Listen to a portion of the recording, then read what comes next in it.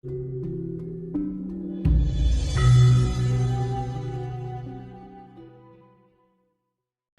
Sanjung Budi. Iya, Pak. Mau lagi ya? Iya. Saya lanjut ini. Oke. Ini kan banyak yang datang. Iya. Banyak yang tanya juga nih. Pengen tahu leluhurnya itu siapa gitu. Dari Raja Brawijaya atau dari Sunan siapa gitu. Terus apa sih dampak positifnya orang itu kalau sudah tahu leluhurnya siapa gitu. Terus apa juga ada efeknya negatifnya gitu. Jadi begini, Pak, sebenarnya leluhur itu kan urutannya dari kakek kita, buyut kita, naik terus sampai ke tingkatan ke-13. Itu yang disebut leluhur kita. Iya. Jadi kadang-kadang orang bilang dari ini, dari itu. Jadi gini, leluhur itu kalau bangkit dalam diri orang itu memiliki kemampuan yang seperti leluhurnya punya. Jadi baik sifatnya, kelakuannya, tindakannya tuh mengikuti leluhurnya. Kalau leluhurnya bagus, yang ngikutinnya bagus. Kalau leluhurnya tidak bagus, ya tidak bagus. Jadi, tetapi negatifnya, kalau misalnya terbangkitnya tanpa ada kekuatan yang seimbang dalam dirinya, itu menimbulkan cobaan dalam hidupnya. Jadi hidupnya agak berat, ada masalah dan lain-lain, supaya dia menyadari tentang leluhurnya. Jadi sebenarnya kejadian itu terjadi supaya dia balik nyadar, nanti leluhurnya bisa lakukan Buat pengemblengan. Iya.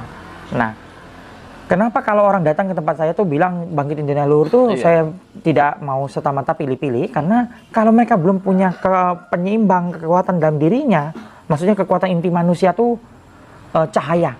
Kalau cahaya tuh atau cakra tuh tidak dibangkitin, dia tidak ada penyeimbang itu, ya nanti kasihan, dia akan mengalami masalah hidup yang harusnya enggak jadi muncul gitu. Makanya saya pilah-pilah, nggak selalu itu. Jadi basicnya harus ada dulu, biar dia tidak lewati itu. Nanti sifat leluhur muncul satu persatu, DNA leluhur, pengetahuan leluhur muncul satu persatu.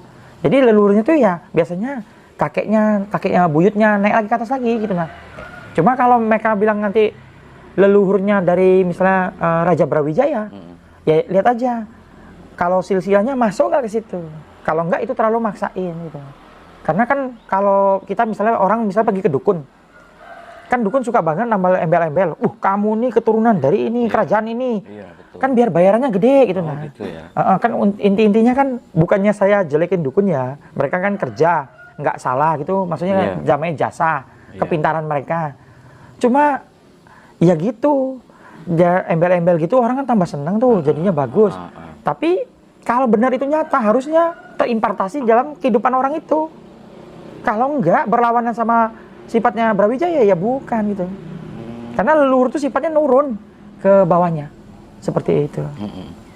Ini ada yang nanya ini di TikTok. Bagaimana caranya agar bisa mengetahui tugas kita di dunia ini? Buat apa kita ini dilakukan? Nah, kalau itu namanya pencarian sejati diri. Pencarian jati diri. Iya, jadi biasanya tuh sejati diri kita tuh muncul di saat umur 40. Baru kehidupan itu dimulai umur 40 itu. Jadi kalau kehidupan di bawah umur 40 itu masih try and error gitu. Jadi dalam masa kehidupan tuh try and error tuh di bawah 40. Setelah 40 tuh udah mantep. Semua udah matang. Nah, jadi saya kasih tahu sebuah caranya. Ini saya mohon maaf kepada para guru. Saya mohon ini biar orang semua bisa tahu tujuannya. Jadi gampang sebenarnya. Kalau orang sudah belum umur 40, lebih gampang, nanti munculnya di umur 40. Tapi kalau orang sudah 40 ke atas, butuh waktu. Dia butuh pengorbanan, maksudnya raku, puasa, dan lain-lain. Tapi kalau yang sebelum 40, nggak apa-apa. Cara tergampangnya, yang gampang sekali itu, dia beli kaca besar. Kaca besar yang bisa masuk, duduk, kalau dia duduk bisa kelihatan. Kelihatan semua. Lalu dibakar lilin di depannya. Dilakukan di malam hari. Dia lihat di kaca itu. Lalu bilang, ya Tuhan, siapakah aku? Nanti dia lihat di kaca itu, nanti akan muncul berganti-ganti, serem, berganti-ganti. Nanti itu kalau misalnya malam ini belum bisa, dia malam besoknya lagi. Kalau belum bisa misalnya, nah sampai nanti muncul cahaya warna putih membentuk wujud di sana dan muncul film dalam pikiran kita. Itu biasa warna putih memang cahaya. Oh, muncul dulu cahaya putih, terus muncul film di pikiran kita bahwa kita nanti tiba-tiba langsung masuk dalam kehidupan itu, kita ikut dalam alur cerita itu. Nah, itu Anda akan tahu siapa Anda dan tujuan Anda lahir. Seperti itu. Mirroring berarti. Iya, betul. Berkaca ya. Berkaca. Sebenarnya kita nih, kenapa saya banyakin kaca di tempat saya? Penting banget kalau kita mau hidup ke depan lebih baik, berkaca. Oke. Iya. Ada memang teknik mirroring itu. Iya. Soalnya ya bagus juga ya. Ini bagaimana dengan peslap Ki Budi? Kehidupan masa lampaunya ini ada yang tanya ini. Iya. Jadi Peslapnya Ki Budi mungkin bisa diceritakan gitu. kalau pas live saya tidak akan ceritakan ya, karena tidak iya. mau cerita ya. Karena pas live itu ada keuntungan, ada kerugian. Ada negatifnya ya. Kalau pas live-nya itu bagus, hidupnya ke depannya bagus. Tapi kalau pas live-nya jelek, nanti dia akan ikut dalam sebuah karma baru dalam kehidupannya yang jelek. Makanya saya kalau orang nanya pas live, saya tidak mau bicarain. Oke, ini lanjutan dari mirroring tadi, itu manfaatnya apa ini? Pertanyaan selanjutnya ini. Mirroring itu pertama bisa menemukan sejati diri. Yang kedua, orang itu bisa membina diri. Jadi dia tahu sebenarnya apa yang dia salah, apa yang dia lakukan, itu biasanya dipengaruhi oleh mirroring. Terus orang itu jadi lebih baik. Itu dilakukan setiap hari. Iya. Nah, Untuk jam-jam tertentu, lebih baik di saat santai. di saat santai, Santai. tidak harus malam. Seperti meditasi lah di saat santai. Begitu. Perlu bakar apa, dupa, menyan, wangi-wangian. Itu tergantung nyamannya. Kalau saya, kenapa pernah saya jalan ke mall, ada anggota DPRD bilang, Pak Biksu katanya. Loh, kok ke mall katanya? Saya bilang saya mau nyari counter Zara. Kalau saya tuh sukanya parfum Zara yang hitam tuh, saya semprotin di badan saya meditasinya. Bagi saya itu paling nyaman. Karena kan kalau yang misalnya Bapak nyamannya misalnya merokok, ya merokok. Pokoknya senyamannya tubuh. Gitu. Oke. Kanjeng Budi mau tanya, Iya. bagaimana caranya agar bisa segera membayar utang? Membayar utang. Iya. Ya jadi gini, utang itu menimbulkan sebuah lingkaran karma, lingkaran kutuk yang menimbulkan gali lubang, tutup lubang. Itu umum dari zaman dulu.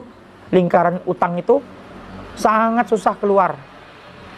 Kalaupun orang itu sudah melakukan pembayaran utangnya, tapi kalau dia tidak dibersihkan, dia tetap masuk dalam lingkaran itu. Nanti suatu saat dia akan mengutang lagi. Jadi utang itu menimbulkan kutuk yang berbahaya untuk hancur ke depannya. Jadi gali lubang tutup lubang akhirnya hancur. Nah, kalau mau lepas dari lingkaran utang, pertama mulai berpikirnya tuh positif. Harus keluar dari lingkaran yang sekarang ini. Jadi mulai yakin bahwa bisa cari uang, bahwa rezeki itu bisa datang. Yang kedua, mandi garam. Mandi garam. Setelah itu Garam bebas, mau kasar, mau halus. garam krosok yang laut. Oh, yang krosok. Iya, mandi garam. Setelah itu kalau dia dalam agama ngambil sholat 2 rakaat, minta sama Gusti membuka semua jalan. Nah, biasanya 3 hal ini dilakukan. Biasanya ada jalan keluar dari sisi pekerjaan lain atau sisi rezeki yang dari orang untuk membayar utang itu. Karena utang itu menimbulkan sebuah ikatan, kutuk. Seperti itu. Oke. Ini saya lanjut balik ke mirroring tadi. Itu manfaatnya untuk rezeki sama atau membuka aura itu ada nggak? Ada, tapi kalau untuk aura itu kan sebenarnya aura itu pancaran energi dari tubuh orang yang keluar dan dipengaruhi oleh emosi. Itu aura. Jadi aura itu dipengaruhi emosi. Berarti berubah-berubah berarti. Bisa berubah. Makanya sulit aura tuh, kalau kita bilang auranya tiba-tiba gini, berubah dia gini, ngikutin dari hati perasaan. Nah, mirroring itu memang sangat penting untuk diri. Bagus banget untuk membina diri, mirroring. Makanya dulu saya waktu laku awal banyak kaca di kamar saya. Tapi sudah lewat itu, saya tidak lakukan lagi. Jadi ada waktunya saat kamu udah ngerti siapa diri kamu, ya sudah, tidak dosa lagi. Saya dulu kamar saya kaca-kaca besar semua. Saya bangun, saya lihat. Terus saya lihat di saat saya lagi kecewa sama orang, muka saya bagaimana. Itu penting banget. Seperti itu. Ada perubahan di mimik wajah mesti ya? Setiap manusia berubah, kelihatan. Makanya kami ini kan termasuk ngerti tentang gerakan wajah orang tuh tidak terima dan lain-lain itu. Iya, harus pelajari. Dulu saya bekerja di Jakarta, dilatih untuk bagaimana cara melihat orang dan lain-lain, menaklukkan orang dan lain-lain itu diajari. Jadi misalnya orang tuh salaman, dia pegang titik hegu. Nah, berarti orang itu mau ngontrol kita.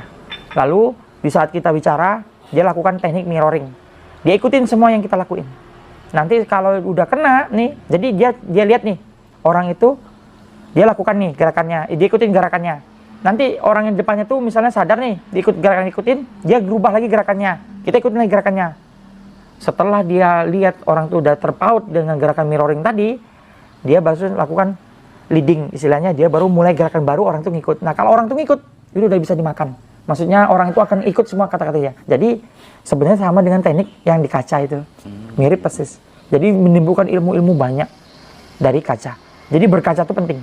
Makanya bangun tidur, lihat dirimu di kaca. Seperti apa